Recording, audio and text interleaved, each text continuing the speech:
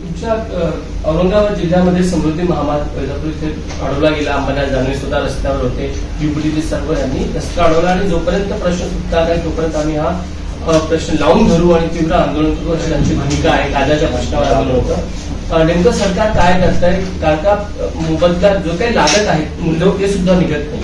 12 रुपये 12.5 रुपये जो मोबदला दिलाय तो तुटपुंज आहे अशा पद्धतीची भूमिका आहे. कांदा प्रश्नी शेतकरी खरंच त्रस्त आहे. आपण पाहिलं असेल काही वेळेला कांदा मार्केटमध्ये जाऊन विकणे आणि मोबदल्यामध्ये त्यांना 1 रुपया मिळतोय, कुठं 2 रुपये मिळत आहेत. आणि मग शेतकऱ्याने काय करायचं? एवढी मेहनत करून कांद्याचं उत्पादन करायचं आणि त्याला कवडीमोल किंमत यायची. याबद्दलचा शेतकऱ्याचा असलेला आक्रोश हा सरकारने निश्चित ध्यानात घेतलेला आहे. आपल्या माहिती सांगतात की देवेंद्र फडणवीस साहेबांनी, माननीय मुख्यमंत्री साहेबांनी तातडीने एक निर्णय घेतला. 12 रुपये 35 पैसे भाव देण्याचा प्रयत्न केला. यात आम्ही खरं तर समाधान नाही, परंतु जे शक्य होईल ते देण्याचा पहिल्या स्ट्रोकमध्ये माननीय मुख्यमंत्री साहेबांनी निर्णय घेतलेला आहे. आणि या संदर्भामध्ये कृषी मंत्री असतील, इतर सर्व अधिकारी असतील यांच्याशी चर्चा करून आणखीन काही भरीव त्यांना देता येईल का हा सरकारचा प्रयत्न आहे. शेतकरी नाराज आहेत म्हणून साहजिक आहे. अनेक पक्ष आंदोलनाच्या तयारीत आहेत, आंदोलन करतायत. त्यांना विरोध असण्याचं कारण नाही. शेतकरी वाचला पाहिजे ही भूमिका सरकारची आहे. सर, भविष्याच्या काळात वाटतंय का की याच्यापेक्षा वाढीव दर दिला जाऊ शकतो? केंद्राकडूनही कधी मदतीची अपेक्षा असेल तेव्हाच कुठेतरी वाढीव दर देता येईल. खरं तर केंद्राकडून जर जास्त भरीव मदत मिळाली तर खऱ्या अर्थानं शेतकऱ्याला दिलासा मिळू शकतो. सरकारच्या अखत्यारीत जेवढं काही होईल ते देण्याचा निश्चित सरकार प्रयत्न करेल. मला वाटतं एवढी भीषण परिस्थिती यापूर्वी कधी कांद्याबद्दल आली नव्हती आणि त्यासाठी सरकार सुद्धा या गोष्टीने गांभीर्याने या गोष्टीकडे पाहत आहे. सध्या जे एकंदरीत निदाखान प्रकरण आहे ते फार एकंदरीत संभाजीनगरमध्ये मोठी चर्चा आहे. त्याची निदाखान प्रकरणामध्ये मी मुख्यमंत्री साहेबांना पत्र दिलं, यासाठी चौकशी मागणी केली, ते त्यांनी मंजुरी केली आहे.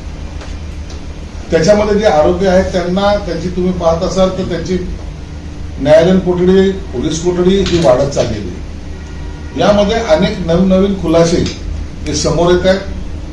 निदाखान प्रकरण मी पूर्वी सांगितलं की हे नाशिक पुरतं मर्यादित नाही, याची लागण ही महाराष्ट्रामध्ये सर्व ठिकाणी झालेली आहे.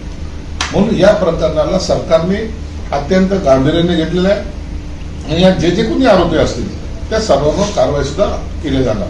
उद्धव ठाकरेंची विधान परिषदेतली उपस्थिती अवघी 32% असल्याचं समोर आलंय.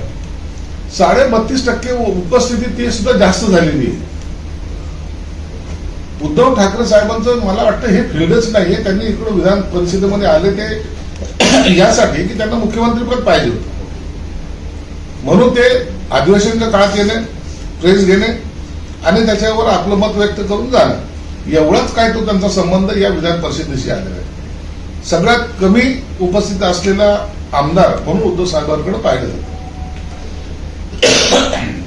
आणखी एक प्रश्न असा आहे की जी बदर समितीची उपवर्गीकरणाची जी सर्वोच्च न्यायालयाने जे राज्य सरकारला सूचना केल्या त्यानुसार राज्य सरकारने बदर समिती हा अहवाल समोर कधी येणार आहे? आणि दुसरा त्याला जोडून प्रश्न असा आहे की बदर समितीवर 50,000 ज्या हरकती नोंदवण्यात आलेल्या आहेत त्यानंतर आता सरकार त्या संदर्भात निर्णय कधी घेणार?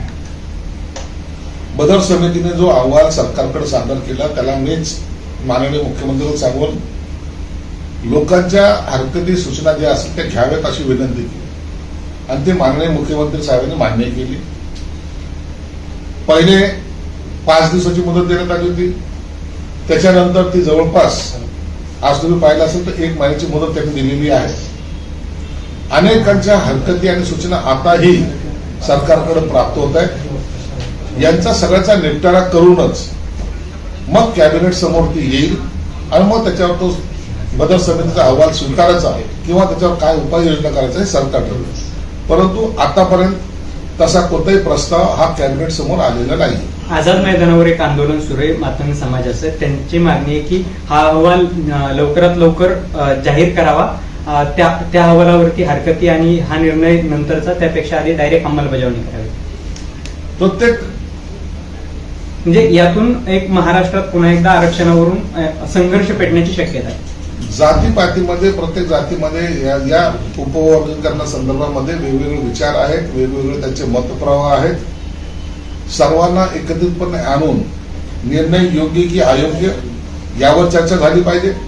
त्याच्यामध्ये कुणावर अन्याय होणार नाही याची काळजी घेतली पाहिजे. ज्या काही आक्षेप काही लोकांनी नोंदवले त्याची सुनावणी झाली पाहिजे आणि नंतरच तो निर्णय जाहीर केला पाहिजे.